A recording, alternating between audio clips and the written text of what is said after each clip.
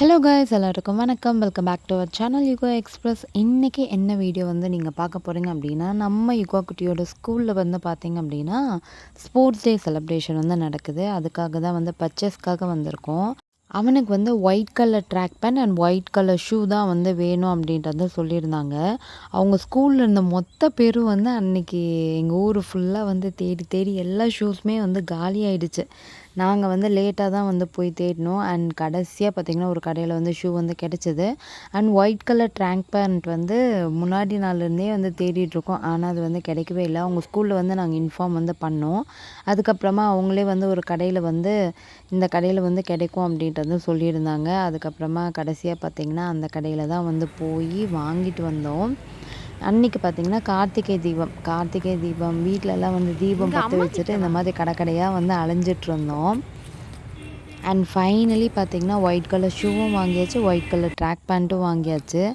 நாளைக்கு ஸ்போர்ட்ஸ் டேயில் என்ன பண்ண போகிறோம் அப்படிங்கிற ஐடியாலாம் எதுவுமே இல்லை. பார்ப்போம் எப்படி நாளைக்கு போகுது அப்படின்ட்டு. ஹலோ, நானும் இப்போ குட்டி குடிச்சாச்சு. ஒன்றும் தெரியல. சரி, நம்ம இப்போ எங்கே ரெடி ஆக போகிறோம்? எங்கேயும் போகலையா?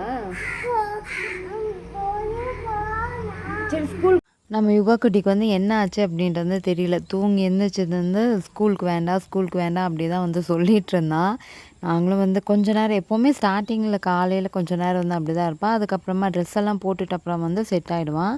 ஆனால் அன்றைக்கி ட்ரெஸ் போட்டுட்டு அப்புறமுமே அவன் ஸ்கூலுக்கு போகிற ஐடியாலே இல்லை. எதுக்கு முறைக்கிற? அம்மாயி வீட்டுக்கு போகலாமா? ஸ்கூலுக்கு வேண்டாமா? சரி, ஓகே, அம்மாயி வீட்டுக்கு தான் போகிறோம். ஓகே, அவ்வளோதான். இப்போ ஸ்டார்ட் ஆன அழுவாச்சு தான். ஸ்கூல் போயுமே அடங்கவே இல்லை அந்த அழுவாச்சு. ஸ்கூலில் சரி வெளியே மட்டும் உட்காந்துட்டு அப்புறமா போயிடலாம் அப்படின்னோடனே சிரித்தான். மறுபடியும் உள்ளே எல்லாம் தூக்கிட்டு போகும்போது மறுபடியும் அழுவாச்சு ஸ்டார்ட் ஆகிடுச்சு. அவங்க ஃப்ரெண்ட்ஸ் பார்த்துட்டாச்சு போவோம் அப்படின்றத நினச்சோம். ஆனால் போகவே இல்லை. அதுக்கப்புறமா ஸ்கூலில் கொண்டு போய் விட்டாச்சு. அங்கே பார்த்திங்க அப்படின்னா மார்ச் ஃபர்ஸ்ட் எல்லாம் கண்டக்ட் பண்ணியிருந்தாங்க. பெரிய குழந்தைங்களோட இவங்க பார்த்திங்க அப்படின்னா நர்சரி, அவங்களையும் கூட்டிகிட்டு போனது எல்லாமே க்யூட்டாக இருந்துச்சு. ஒரு சில டைமில் தோணும், என்னடா ப்ரீகேஜிக்கே இவ்வளோ ஃபீஸா அப்படின்ட்டு. ஆனால் அவங்க கண்டக்ட் பண்ணுற ப்ரோக்ராம்ஸு அண்ட் எல்லாமே பேரண்ட்ஸையும் இன்வால்வ் பண்ணி எல்லாத்துலேயுமே செய்கிறாங்க. பேரண்ட்ஸ்க்கு கேம்ஸ் கண்டக்ட் பண்ணுறது, அது எல்லாமே பார்க்கும்போது இந்த அமௌண்ட் ஒர்த்து அப்படின்னு தான் தோணுது. என்னதான் இருந்தாலும் ஃபுல்லாக ஸ்டடீஸாக இல்லாமல் இந்த மாதிரி ஆக்டிவிட்டீஸாக நம்ம குழந்தைங்களுக்கு கொடுத்தோம் அப்படின்னா அவங்களுக்கு ஸ்கூல் மேலே அந்த பயம் இருக்காது. அதுக்காக தான் இவ்வளோ செலவானாலும் பரவாயில்ல அப்படின்ட்டு இந்த மாதிரி ஸ்கூல்ஸ் எல்லாம் சேர்த்துறது.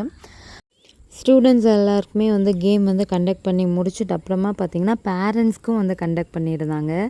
அவங்க கரெக்டாக ஐடென்டிஃபை பண்ணிடுறாங்க, இவங்களோட அம்மா வாங்க, இந்த பையனோட அப்பா வாங்க அப்படின்ட்டு. அதனால் பேரண்ட்ஸ்க்கும் கேம் கண்டக்ட் பண்ணியிருந்தாங்க. அதுவுமே எங்களுக்குமே ஒரு ஜாலியாக இருந்துச்சு.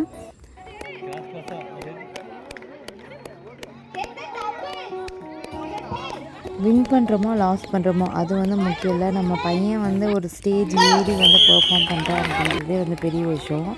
நம்ம யுகா குட்டி பாருங்கள், ஆக்சுவலி ஃபஸ்ட்டாக அவன் வருவான்ட்டு நான் எதிர்பார்க்கல. ஆனால் அவன் தான் ஃபஸ்ட்டாக வந்தான்.